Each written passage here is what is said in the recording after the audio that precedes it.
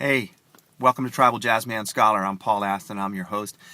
And this morning I'm going to be talking about what I believe adolescents in our culture, in our westernized, modern, contemporary world culture need from us, the adults. And this is premised on the way I consider human history to have been the product of a long evolutionary past, and from what I understand of tribal groups whom I've studied for quite some time now. And we do see, when you look at tribal groups, no matter where they are geographically isolated, they could be in the Amazon, they could be in Australia, they could be in the northern provinces of Canada, they could be in Indonesia, in the mountains. Tribal peoples express human culture in a very diverse way, but also when you look beneath the surface, there are some universals that are present in every tribal culture as well.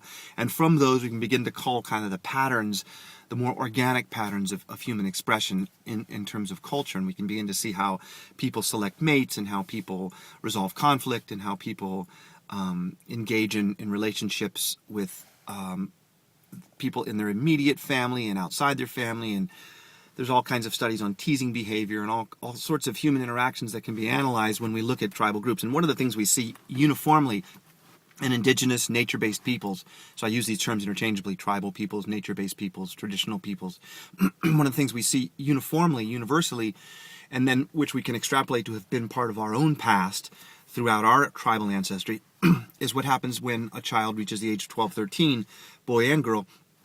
They undergo a ritualized transition. The transition is complete, and it's the transition from child to adult. It's the adolescent rite of passage.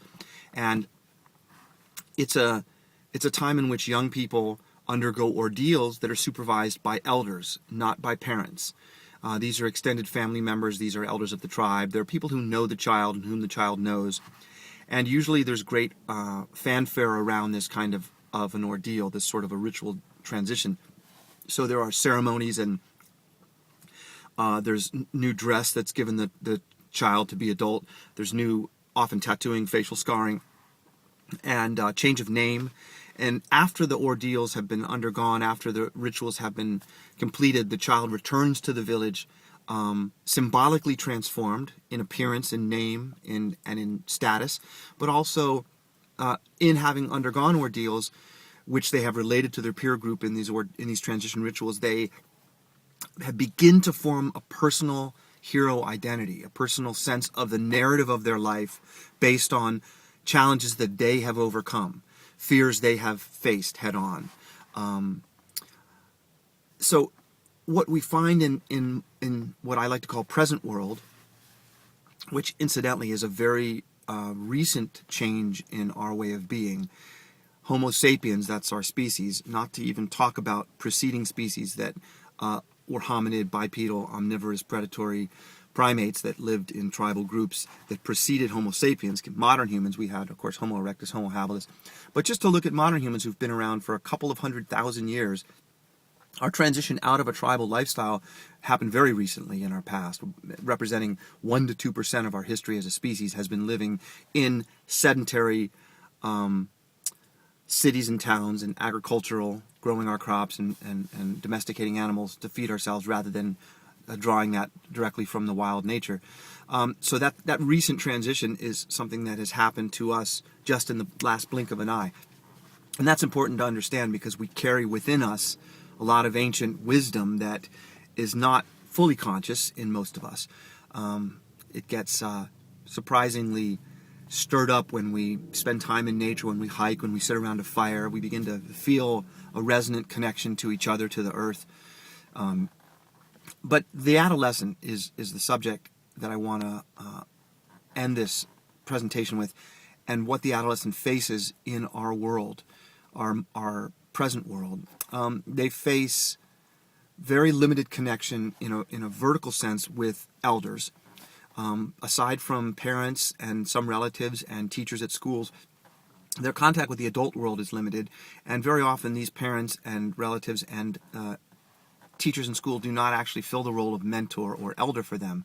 They are often at adolescence in an adversarial relationship, or in a dominance hierarchy relationship that feels very unsettling to them. So they don't have a lot of real connections. It's the rare teacher for a student where they feel that teacher sees who they are and recognizes the inner gift. And that is one of the critical elements of the adolescent rite of passage. It's the birth, not just of the adult, but it's the beginning of discovering what is the gift within you that must come into the world to both nurture the tribe and to fulfill your personal destiny. The belief system of many indigenous peoples is that that's something bequeathed to you in your cargo bay by the ancestors.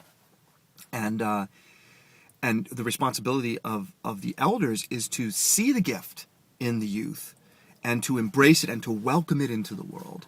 And it's sometimes as simple as looking a child in the eye, an early adolescent, and saying, I see who you are. I see your strength. I welcome your gift. And that is one of the sparks that helps initiate the flame that becomes the fire, that becomes the passion, that becomes the life's work. And in our culture, in present world, we remove adolescents from a very nurturing, often very nurturing elementary classroom environment with one teacher all day and throw them into a middle school environment with multiple teachers, many of whom don't know your name and certainly don't know much about you. So the disconnect from adults grows much more extreme at the time when it really needs to become more close and intimate and intense.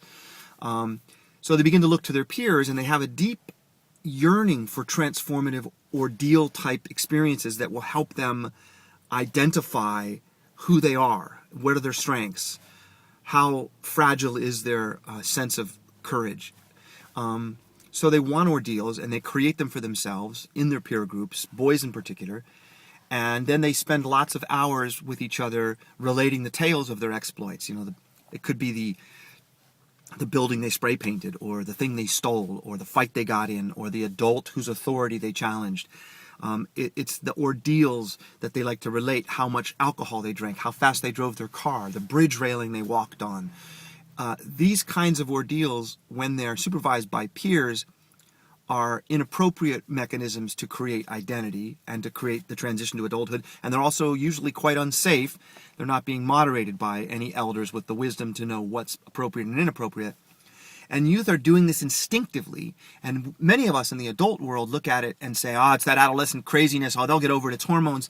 It's not. It's an ancient necessity of transition that they are attempting to do without adult supervision, guidance, or mentoring. And so I will close by saying, if you know an adolescent and you're an adult, and you know adolescents and they maybe are your neighbors or friends, and you have the opportunity to interact with them, understand that you can go very deep, very quickly, and connect on a very, very sympathetic and intuitive level, and they're seeking that, whether or not they will admit it. They need to be connected to us, and we need to take initiative, and we also need to take responsibility for them.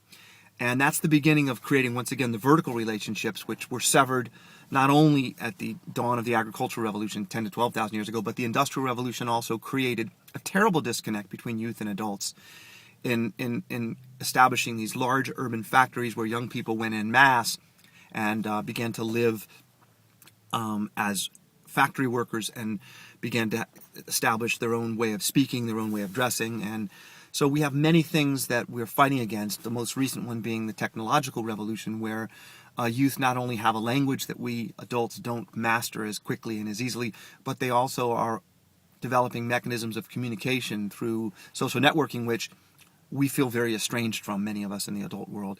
We need to continually look them in the eye, face to face, and welcome their gifts. That's our ancient responsibility, and it's one of the means with which we can begin to heal many of the discordant circumstances that we all find ourselves in present world. And with that, Tribal Jazzman Scholar will sign out until another time. Thanks for listening.